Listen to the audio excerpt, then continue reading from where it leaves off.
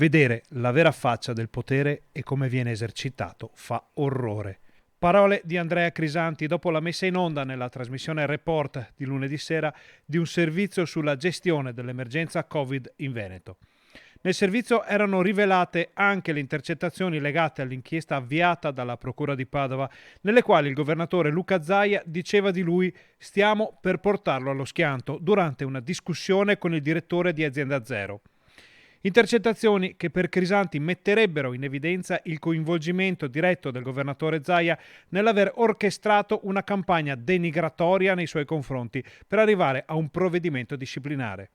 Parole pesanti che il docente, dimissionario dall'Università di Padova con una PEC formalizzata all'ultimo dell'anno, proferisce in una serie di interviste rilasciate alla stampa veneta e nazionale. Ma quel che ha colpito maggiormente la politica regionale è questa frase di Crisanti.